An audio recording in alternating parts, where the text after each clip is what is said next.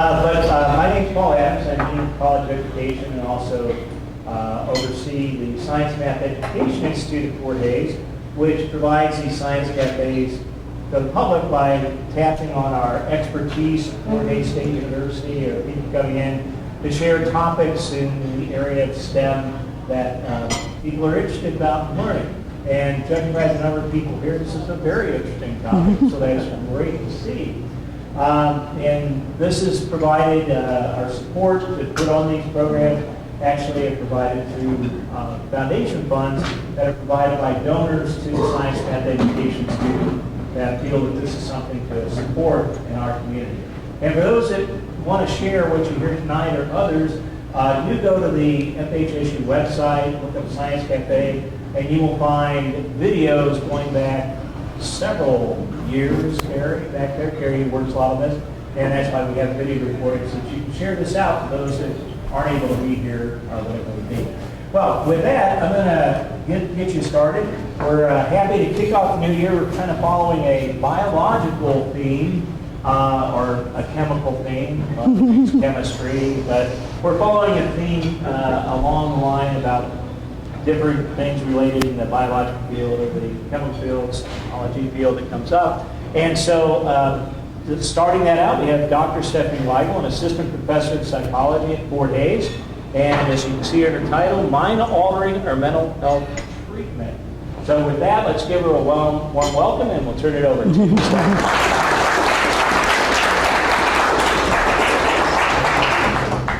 Well, thank you all for coming.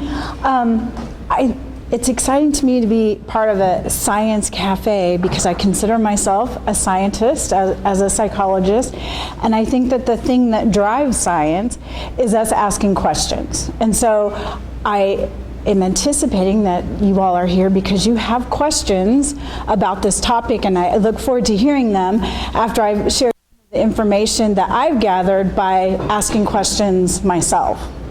So how I came about this topic is a couple of years ago, a student in one of my research methods classes said she wanted to do her paper on the topic of psychedelic drugs as treatment for mental health problems.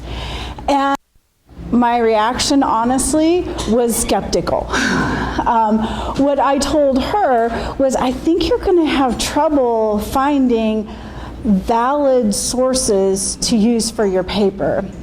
And we talked about it, and I said, okay, go out and see what you can find. And after we talked, I realized that I had kind of shut down my mind when she brought up that topic. I like asking questions. And when I realized that I wasn't asking any questions, it led me to believe that maybe I had a little bit of bias about this topic. That I had some assumptions about the people who were doing the research and the quality of research that they might be doing. So when I kind of came to that conclusion, I decided to put my scientist hat back on, and I started to kind of keep my eyes open for the emerging research. Now, this student did kind of struggle with this paper. She couldn't find a lot of sources of research that had been conducted, but what she did find as she was doing her paper was that there was a lot of interest in this. And so as I've kind of kept my eye on the information, we've kind of moved past it just being interesting, and people have started to actually conduct some studies. And so my goal tonight is to kind of show you where things are at, what I have learned, and some of the questions that have been answered for me, and then also, of course, some of the questions that still remain. So let's take a look. So some of the questions that I first started with was, is it safe? Is it safe for people to use psychedelic drugs, whether it's in the treatment setting or not in the treatment setting? Now I'm going to focus on using it in the treatment setting. My second question was, okay, is it effective? Does it help people? Does it relieve some of their mental health problems?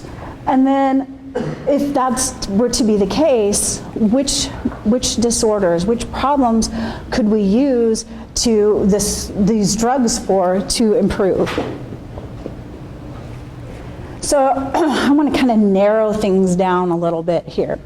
So psilocybin is the drug that comes from magic mushrooms. And psychedelic drugs can mean a lot of different things to people, but magic mushrooms is one of the things that people typically think of. The second thing on here is ketamine. When I started talking about that I was presenting this topic, a lot of people said, oh yes, I heard that they're using ketamine. Ketamine is similar to psilocybin, but it's different in terms of the mechanisms. Currently, ketamine is actually a Schedule II drug, and so it actually has a little bit more research behind it. And if you hear people talking about microdosing, they're probably talking about the use of ketamine, and that's not what I'm going to talk about tonight. What I want to talk about is kind of the magic mushrooms. Along with that, LSD, that's another thing that people think about as a psychedelic. LSD is a Schedule I drug. It's not considered legal or safe for us to even evaluate as a treatment.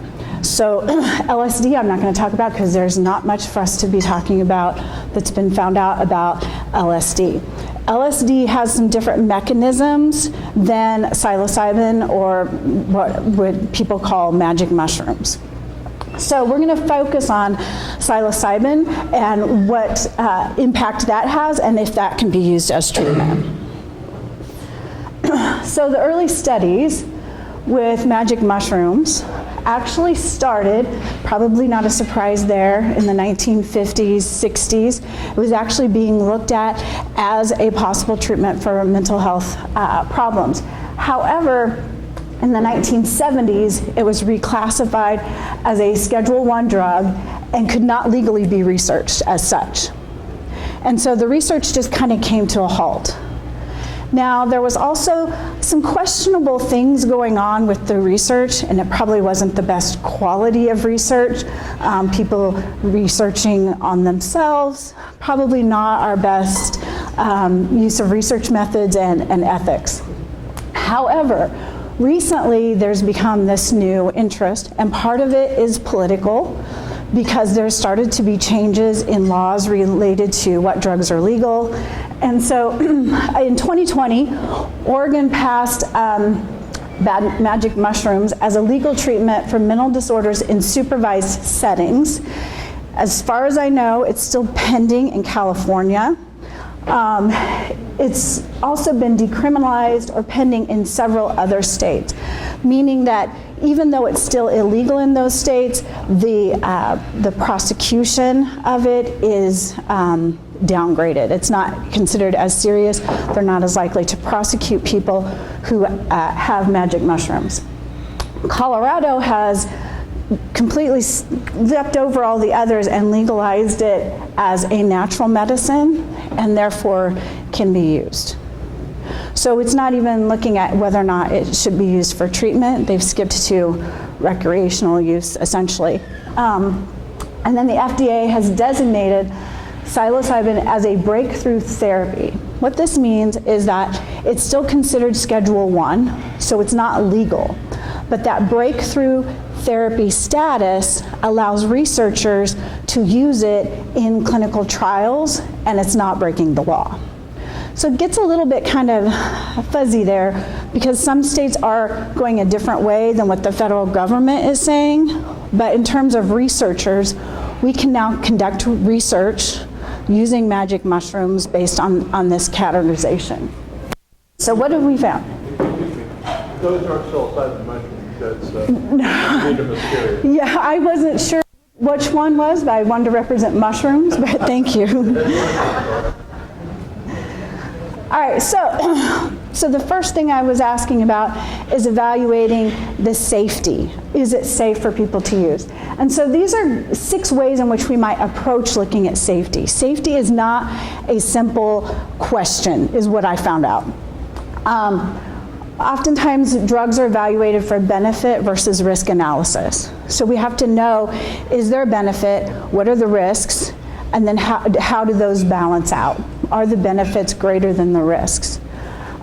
Is there a potential for abuse, which can be defined as intentional use for non-therapeutic purposes? So think about that for a second. Magic mushrooms for non-therapeutic purposes. Well, it's already used that way for some people. So if our definition is there a potential for it, then yes. Yes, people might use them for recreational use. Part of this definition is also, would they break the law in order to get it? Well, we know that people are currently doing that in some cases. So when we're looking at whether or not it's safe, this is one category or evaluation of safe that suggests maybe it's not. Is there physical dependence or withdrawal? And do people seek out the drug in order to relieve their withdrawal symptoms? This category of safety, the evidence suggests that people do not experience withdrawal from using magic mushrooms. So if we were just looking at that box, it would be perceived as being safe. Down at the bottom, this is kind of an interesting thing and a little bit confusing, but tolerance for magic mushrooms is incredibly fast, which sounds like a bad thing if we're talking about people becoming addicted to it. But the perspective is that because people tolerate it so quickly, after one or two uses, they don't use it again right away because it's not going to do anything for them. And therefore, they're not going to develop an addiction to it. Now, this tolerance goes away pretty quickly too after several days of not using them. So it's kind of contradictory in thinking about, okay, you have high tolerance, but yet you don't get addicted to it. Seems to be what's happening here. So another way of looking at safety is psychological dependence. We can become psychologically addicted to just about anything. Psychological addiction means that it's something that is important to us, and if we didn't have it, we would miss it and we would seek it out. So think about how many things in your life you might be psychologically addicted to. If it wasn't in your life, you would miss it and you would seek it out to do more. That could be a lot of things. And I think magic mushrooms could probably fall into this category for some people. So then the final box here is side effects. One way we can evaluate something that's safety is whether or not it has side effects.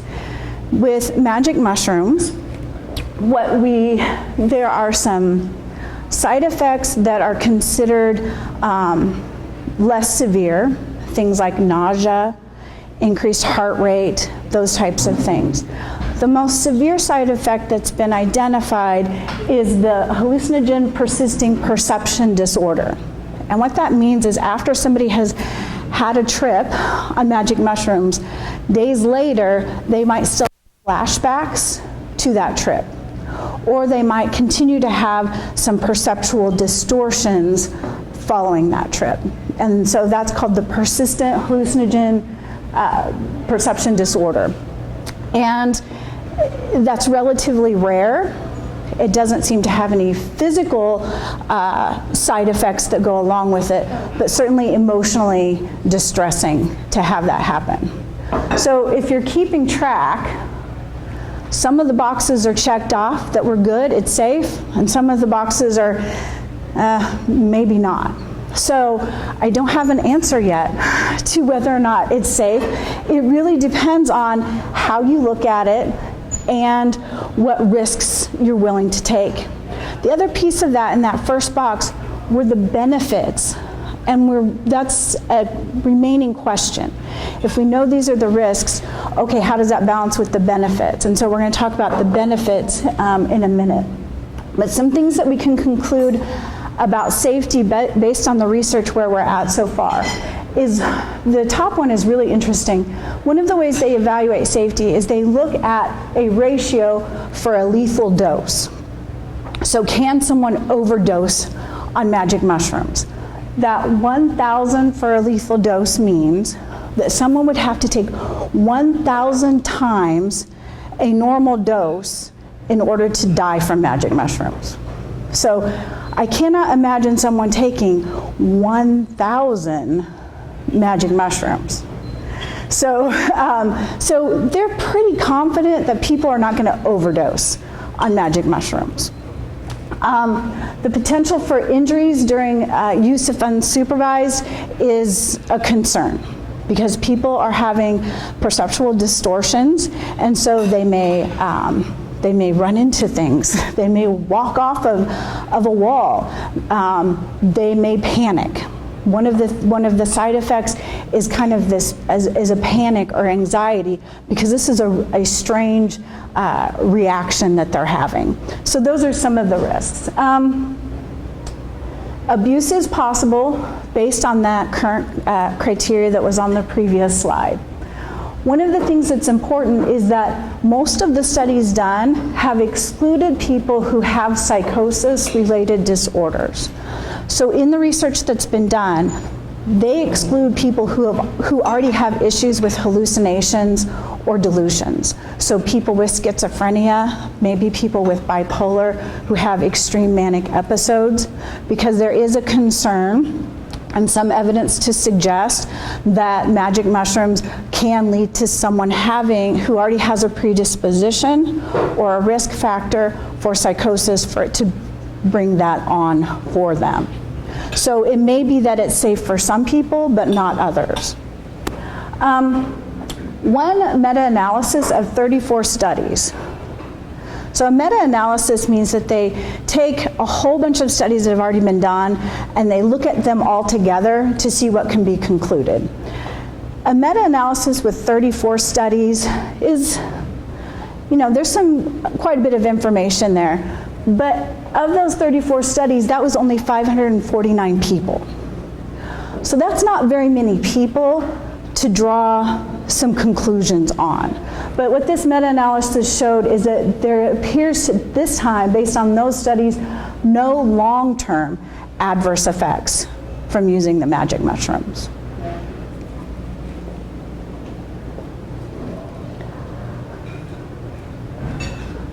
So when I mentioned the term microdosing earlier, so and the 1,000 for a lethal dose.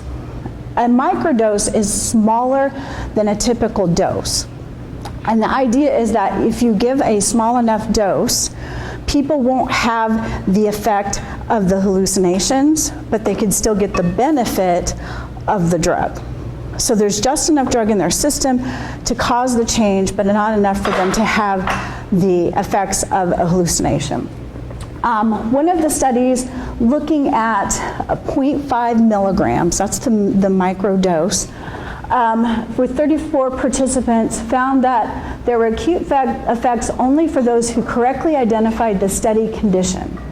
There were subjective effects, but no evidence to support enhanced well-being. So in this study with microdoses, they didn't find any differences in terms of feeling better after taking the microdoses, except for people who understood that they had taken a magic mushroom.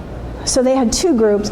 They had a placebo group who didn't get the mushrooms but got something else, and the other group who did get the magic mushrooms, but neither group was supposed to know which one they got. Well, if you start to have some symptoms of a trip, you start to have these perceptual disruptions, you're going to know, okay, I was in the mushroom group. And so when people correctly identified that they were in the mushroom group, they reported, oh yes, I feel better, which is actually what the placebo effect is. So kind of careful interpretations of the finding of that study. Another study examined how microdosing affected mood and cognitive factors. Now, in both of these cases, they were with non-clinical populations, which means they didn't have depression. They didn't have any kind of mental health diagnosis. They were just looking to see if it had an effect on that. And so this second study was looking at cognitive factors that might be things like remembering a series of numbers, or spatial tasks where they had to create some kind of a map or pattern. And what they found is that at the microdosing level, there were no significant differences in the cognitive task afterwards. So it didn't improve their thinking, it didn't increase their creativity, But there were some improvement in psychomotor skills only for older participants. So they had some participants that were 55 and older, and it actually improved some of their psychomotor skills, which was an interesting finding. I have an asterisk down there because the effects of an improvement of mood were only after they removed all of the outliers. And the outliers were people who met the criteria of having some kind of severe mood symptoms. They weren't diagnosed with having depression, but they reported severe mood symptoms in terms of depression or anxiety. They removed all of those people from the study. And so if the people who have the severe mood problems are the ones we're hoping to improve their mood, they weren't the ones studied. I was also a little bit concerned about this study because the microdosers, there was almost 1,000 people who were doing the microdosing and only 180 people who weren't. So you're comparing 1,000 people to about 200 people. And that was before they took out the people who had severe problems. And they didn't really do a good job of telling us how many that left in each group. So I'm not sure exactly what they were left to compare. So even though they're doing some research in this area, some of it still has some flaws. And so we have to be careful when we look at it, whether or not we use that to inform our decisions. So if we move to look at clinical samples, so people who have mental health problems that we're trying to help, I thought it was really interesting. Michael Palmer said that when you compare magic mushrooms to typical treatments for depression, it's like a nudge compared to a snowstorm. So I was thinking about the snow that we've recently had and how different that is from a few pretty little flurries. And so what he was getting at is that the current treatments that we use for depression are kind of little nudges to get people to improve, and it takes a long time and a lot of effort. And magic mushrooms is a snowstorm coming in, and it's a lot of change in the brain and maybe in their emotional functioning all at once. And that's really kind of what the push is for why these drugs might be better than what we've been using. So let's take a look at that and see about the effectiveness and look a little bit more at the side effects. So, treating depression.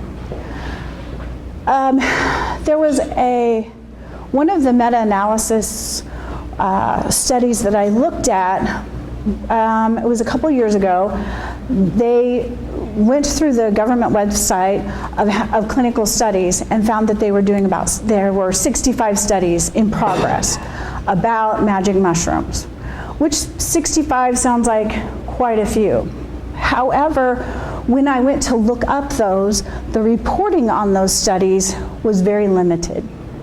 And I don't know what that means. I don't know if that means that those studies are still in progress, if they gave up, or if they didn't find anything and so it wasn't reported. But of the studies that I could find, Griffiths is one of the ones that a lot of people talk about. This study really got people kind of looking and interested in this. Griffiths was actually studying cancer patients and looked at whether or not the magic mushrooms would help reduce their depression and anxiety related to their cancer diagnosis. And Griffiths reported that there was significant improvement in mood and reduction of symptoms both initially and at 6-month follow-up. So this is one of the studies that people really talk about and lean on a lot because it's one of the ones that looked at, okay, does it help people? And it appears from their study with 50 cancer patients that it may have had an effect. Carhart and Harris in 2021 did a study with 59 participants. It was a double-blind study, so people didn't know, supposedly, if they were getting the mushrooms or not. And they looked at people who had moderate to severe major depression and followed them for over 6 weeks. They did not find a significant difference in effects between SSRIs and psilocybin. SSRIs are the typical medication treatment used to treat depression. What SSRIs do, it stands for selective serotonin reuptake inhibitor. And what that does is it allows serotonin to stay active in our brains longer. And one of the reasons we think people get depression is because they have lower levels of serotonin, or there's something disrupted in that system. So the medications that we're currently using, one of them, are the SSRIs that allow the serotonin that someone has naturally to stay active longer, hoping that that will boost their mood. So they compared magic mushrooms to that and found that there was no difference between the two, which sounds kind of like a loss, doesn't it? If you want magic mushrooms, that sounds like a loss. But it really isn't, because if the SSRIs are helping and there's no difference, that means the magic mushrooms are helping as well. If they came out equal, they're both helping. But the magic mushrooms aren't necessarily helping more than the SSRIs. So people were kind of excited about this because that meant that maybe we can use magic mushrooms instead of SSRIs, which have some limitations. And we're going to talk about, I'm going to talk about that a little bit too.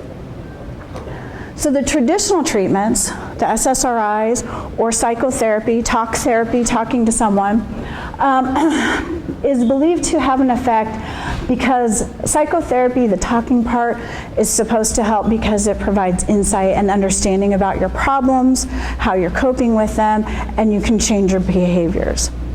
This SSRIs, the medication, is believed to work by increasing the plasticity and that serotonin level. One of the downfalls of SSRIs, one of the criticisms, is that it takes a while for it to take effect. So if I'm severely depressed and I have to start taking this medication, that by the way has some side effects to it as well, it may not take effect for several weeks. And so I have to keep taking this medication for a while before I can feel better. Another issue with the traditional medications is that you have to have frequent dosage checks, and oftentimes you develop tolerance and you have to up the dosages. And you may have to even switch medications because that one's no longer working.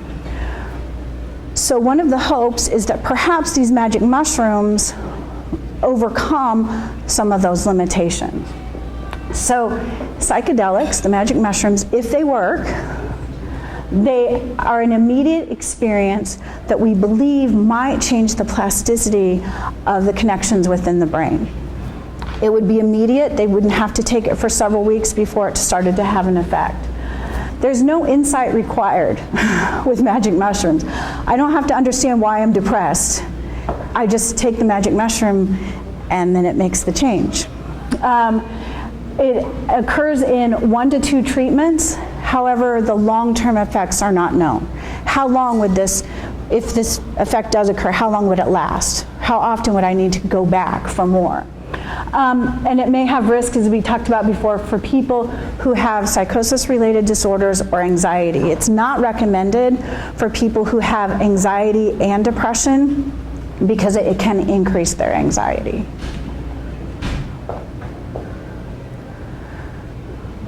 So if it's beneficial, which we still haven't fully determined, what dose would I need to take? If the microdosing may or may not be having an effect at low levels, how much would I need to take?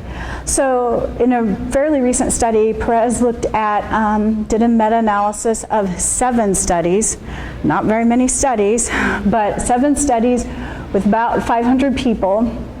All of the studies were double-blind, randomized controls, so it was well-designed research. And they looked at patients with comorbid anxiety and found that they responded better with low dosages. And that's kind of the concern there with anxiety. Higher dosages might be a problem. For people who had a depression diagnosis of primary, secondary, or resistant, it was associated with different effective doses. What that essentially meant was the more severe your depression, the higher the dosage you needed, which makes sense. But they found a limit at 41 0.14 grams. That after that point, that it really wasn't going to increase the benefit.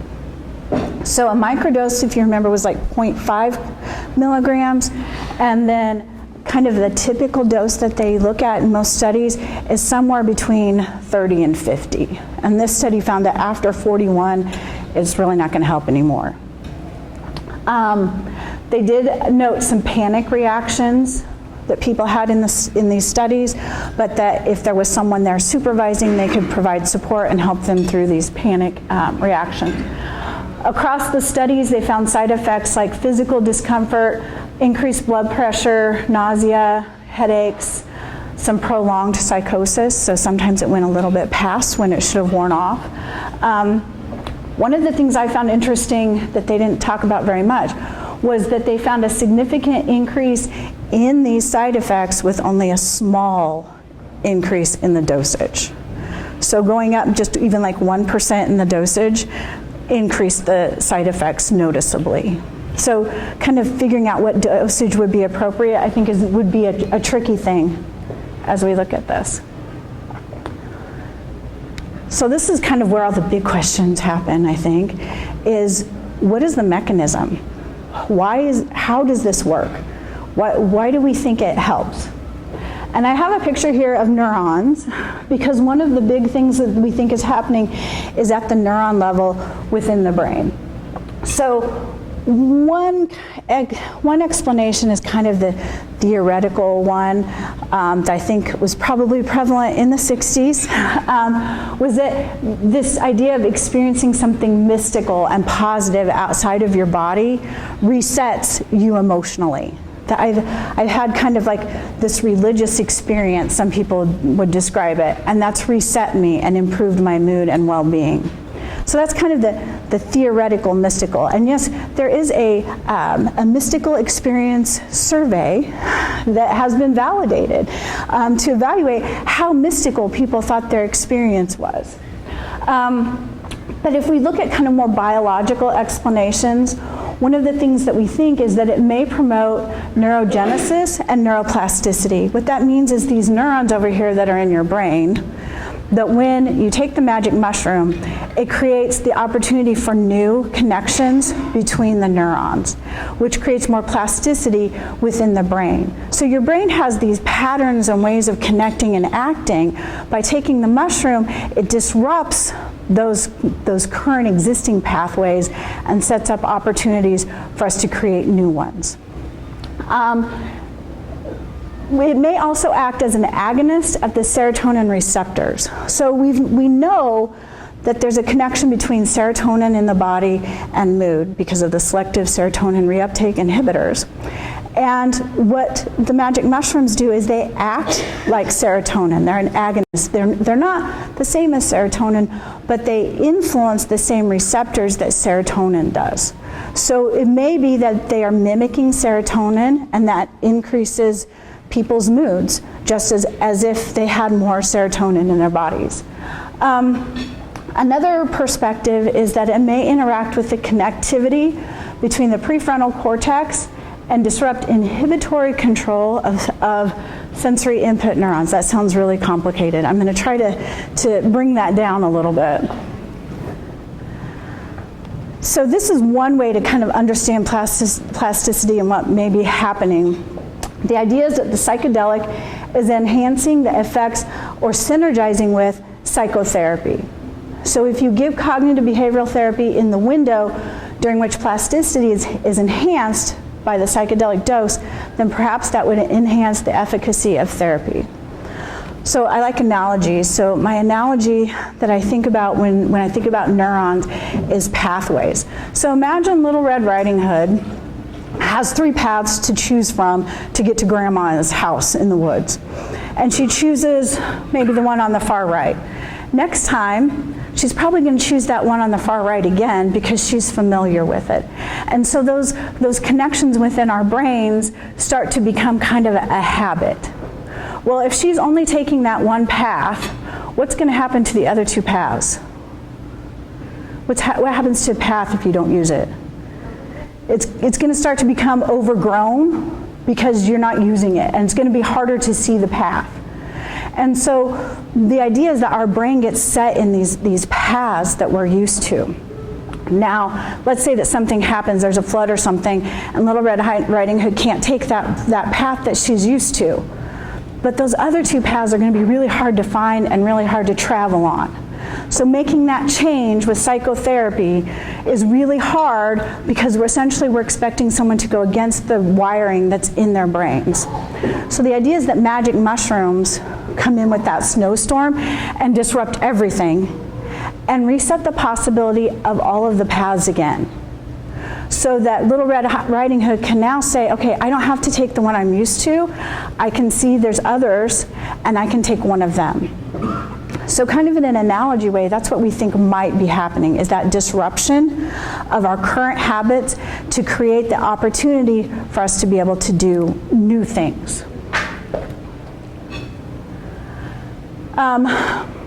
A really complicated theoretical explanation that's been offered talks about canalization. And essentially what that's saying is, again, that we become used to and set on certain paths. When one area of the brain is activated, it's likely to activate another one near it. And so by taking the magic mushrooms, it's going to reset all of that and break up the past patterns and create the opportunity for new ones. All right, another perspective is it just like this weird perceptual experience. So when somebody takes magic mushrooms, I have not, so I'm going to take descriptions that other people have given, you start to see these perceptual disruptions, and we think of them as hallucinations. But one of the differences between magic mushrooms and LSD is that with magic mushrooms, you see things that are real, but you see them at a different perceptual level. So I would maybe see the light, and that's real. But I might experience it as many more different colors and vibrancy than before. Whereas with LSD, a hallucination might be that I see a snake entwined in the light. So with magic mushrooms, you're seeing things that are there, but you're seeing them at a different perceptual level. And that perhaps that takes our minds to a different place, being able to open up and take in all of that perception. One of the things I thought was interesting and kind of supports that idea is what we've seen with mindfulness techniques in therapy. Mindfulness techniques focus people in on their sensory experiences in the moment. So you might have someone relax and just think about, okay, what are the sounds that you hear? What are you smelling? And it takes their thoughts to that one moment. So in some ways it could be very similar to, but at a much lower level, to what they were experiencing with the magic mushrooms. Now here's this really interesting new idea called the default mode network. This I think is really kind of promising because it brings together what we know about therapy, what we know about the brain, and what might be happening with mushrooms. So the default mode network is the part of your brain that becomes active when you do nothing. It's the opposite. So our brains are active as we're thinking about things, we're doing tasks. But when you're just sitting there, those parts of the brain go quiet and the default mode network is active. When we look at people's fMRIs, then when they're doing nothing, they're just sitting, doing nothing, that part of the brain activates. When you're sitting doing nothing, what do? Well, what they found is that people start to think about their future. They start to think about, how do others see me? You start to reflect on yourself and turn inward. So we think that this default mode network kind of kicks in as we're reflecting on ourselves. Now, when somebody's depressed, they often spend a lot of time reflecting on themselves in positive ways or negative ways, feeling bad about themselves, and they may start to ruminate over and over again, my life is terrible, my life is terrible. What seems to happen with some selective serotonin reuptake inhibitors and possibly magic mushrooms is it counteracts that default mode network and shuts it down or scrambles it up. So if my default mode is thinking, my life is terrible, I'm horrible, and I have this experience that resets that default mode network, perhaps then the next time I'm sitting doing nothing, I won't go to those thoughts.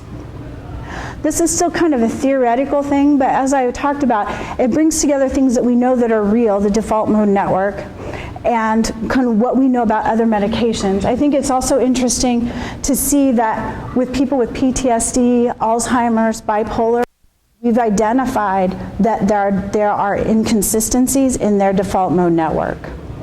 So think about somebody with PTSD and some of the thoughts that they have, re-experiencing of things. We think it might be that default mode network is on too much. And so possibly the magic mushrooms reset it so that that's not occurring. I have a link down there of a really good resource that talks about the default mode network in detail. One of the things that I'm getting really excited about is this study from Washington University. They've completed phase 1, which was a non-clinical sample. They haven't reported results other than that they have observed that the default mode network does become active when people are using the magic mushrooms. They can pattern that in the brain. That was with the non-clinical sample. They've begun phase 2 looking at clinical samples that have not started to report results about that. But one of the things that they talked about is that people sometimes report a positive trip. It was cool to see all those lights and things, and other people say it was a bad trip. But regardless, it seems like if you can process through that and talk to someone, then they feel some benefit, whether it was a positive trip or a bad trip. So some recommendations based on what we know so far is that people need to be prepared before they use the magic mushroom. They need to know what's going to happen, what to expect. There needs to be supervision during the experiment for their safety in case they have a panic. And there needs to be the processing afterwards to understand and help them process it.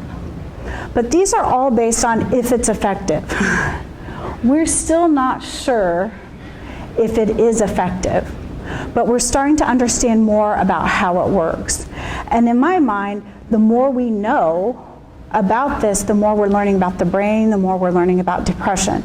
So even if we find that maybe this isn't the best treatment, we've still learned a lot of things about the mind that we didn't have before. So I have up here some kind of next steps and challenges about the quality of the studies. Some things we need to know is how permanent it is, how long it's going to last. Do they need repeated doses? Most studies, they had 1 or 2 doses over a few months or weeks. And is it really any better or safer than our existing medications? And then kind of a warning here is, even if it is approved for treatment, it doesn't necessarily mean it's safe for recreational use. And that's one of the things that sometimes we get a little bit ahead of ourselves on. Oh, it's safe for treatment, therefore we can all use it. And that may not be the case. This is the stance of the American Psychological Association currently, and what they're saying is that there's not adequate evidence at this time for the APA to support it being a treatment, but encourages essentially continued research because it has some potential. So, questions from you all? Yes? Is there any studies that looked at if people's serotonin levels after they stop taking it decreases? Not that I am aware of. Not that I'm aware of. I would expect there would be some rebound, but... They don't produce as much?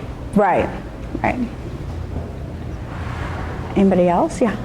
So, I mean, if there's so little data, how do they calculate the correct dosages and effectiveness, and where do you get it? I mean, So with it moving, it's still Schedule 1, but because it has the government's approval as a breakthrough therapy, they are allowed to possess it and to dose it out. And that's one of the things that they're kind of trying to work on, is what would be the effective dose and how to try it. But there's very few studies, and they have a range of the dosages and things. So that, which makes it even harder to come to conclusions about what does it all mean if every study is done a little bit differently. Yeah. I apologize if you went over this, I was a little late, but did you talk about microdosing? A little bit, yeah. A little? Yeah. So did you find any benefit to that, or is it still kind of up in the air? So the microdosing studies that have been done have been with non-clinical samples. Okay. So people who don't have depression. And it's been kind of mixed about whether or not there's an effect, because they look at things like, do you feel happier? But they weren't depressed before. Right. They didn't find any effect on cognition or anything like that. It didn't help improve creativity. Okay, thank you. What's the primary route of administration? Just ingested orally, injection? Do they have any kind of? That's a good question. I know that some of the studies, they're injecting it. And I think there's some that, I think the Washington study is oral, but I'm not sure about that. I think ketamine is more likely to be injected than psilocybin, which is almost always. Okay, thank you. A lot of times, it's extracted as a natural problem, almost like a tea. The other question I have for this is that because of its dynamic therapy, it is being synthesized as well. In fact, the procedure for synthesizing lysergic acid, which is LSD, has been well developed since the 1930s, and then for psilocybin has been, actually Dr. Balkan